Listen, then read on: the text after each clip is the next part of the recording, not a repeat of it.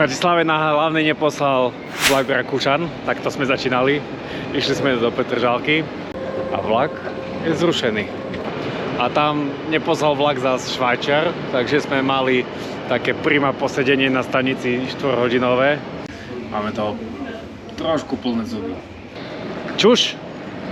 Trvalo to nie 18, jak som povedal v Bratislave, ale 21 hodín. Ešte to bude zaujímavé.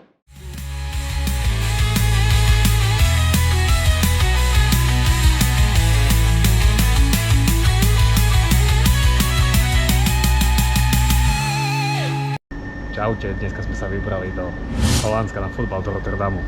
Idem s Kvakom a začíname v Bratislave. Chceli sme ísť z Slavej stanice do Viedne, ale vlak odtriknutý, no takže bolo to zaujímavé. Takže sme išli busom do Petržalky a ideme odtiaľ. Poďte s nami.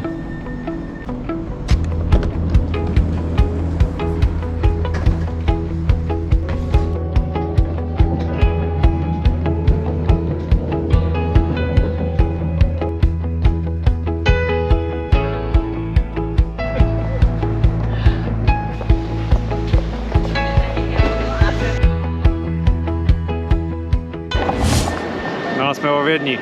17:13 odtiaľto z Viedne. Vlakom ďalšia zastávka Mníchov, tam sme po 10. večer podľa plánu. Miestenku nemáme, nájdeme nejaké miesto? Či budeme stáť až do Mníchova?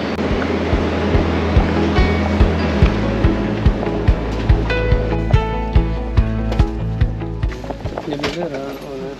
A tak nie je nejaký preplnený. Poďme vpredu, by bolo voľné ešte. To je pst, vagon.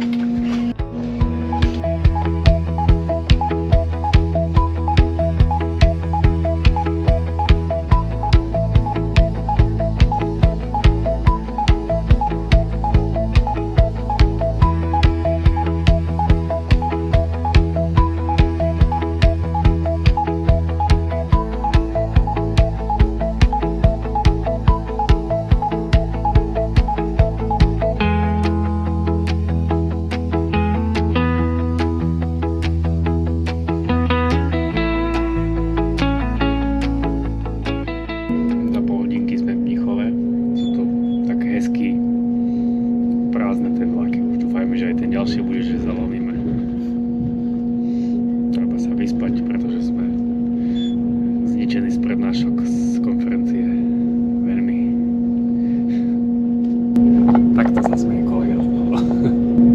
Nie je to úplný luxus, ale vzhľadom na to, že cestujeme za 1 euro cez väčšinu Európy, je to super. V týchto nemeckých vlakoch to majú Nemci dobre s tými miestenkami. Tu hore to svieti, alebo nesvieti, niekde to je zelené, akože voľné, toto bolo len vypnuté a tie miesta, kde sú miestenky, tak svietila cesta, odkiaľ kam je miesto obsadené. Chvála Bohu, nebolo toľko ľudí na to, že je piatok.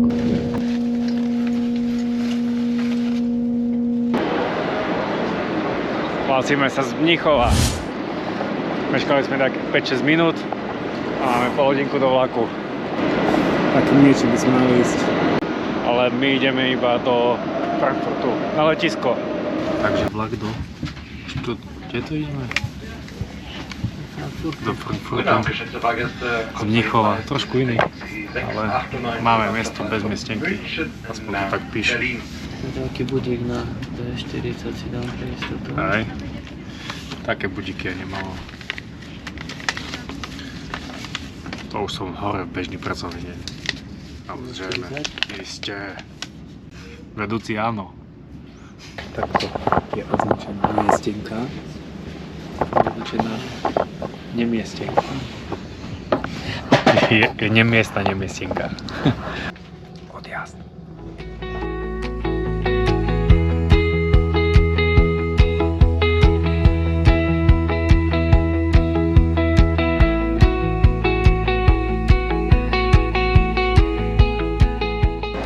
Hodín ráno, sme vo Frankfurte na letisku, na zastávke a vlak je zrušený. Ten ďalší. Čo ďalej, to nevieme. Ešte to bude zaujímavé. Update. Zrušili nám vlak.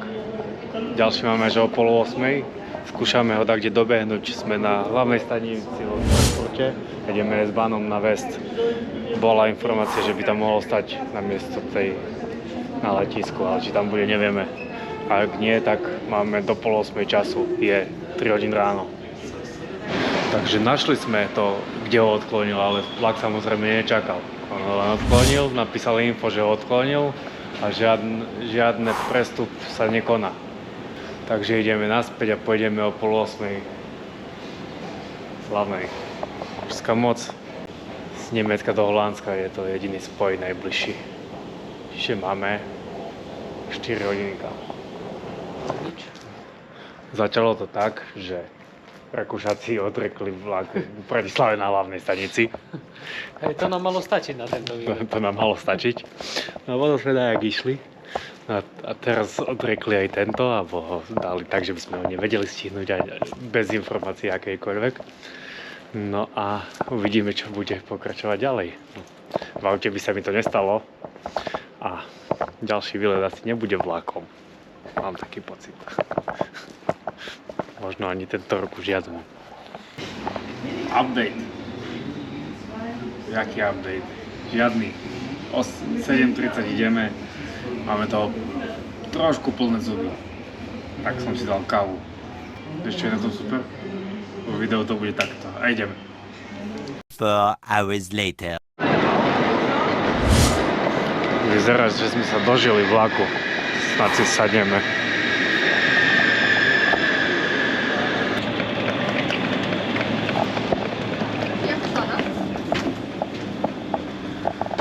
Máme zelené. Konečne vo vlaku. Tak snáď už dojdeme bez komplikácií.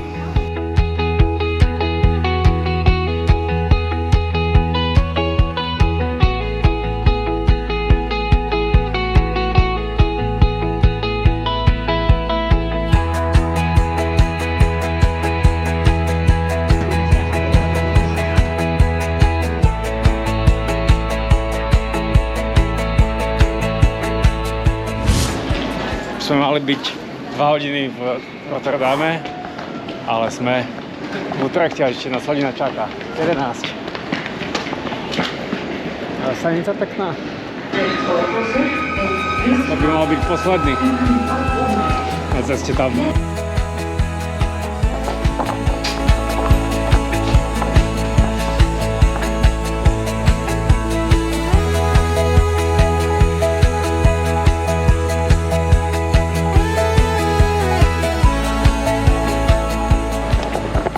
Sme tu, Eureka.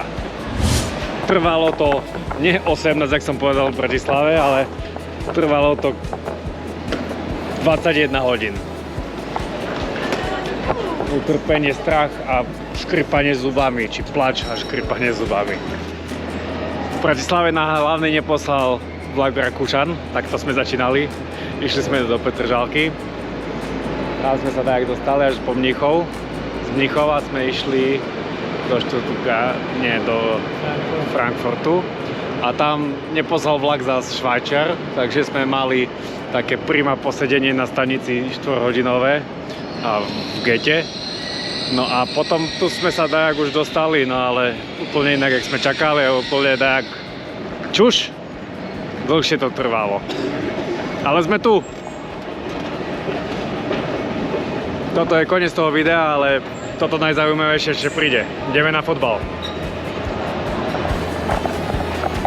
Koniec. Ende. Šlus.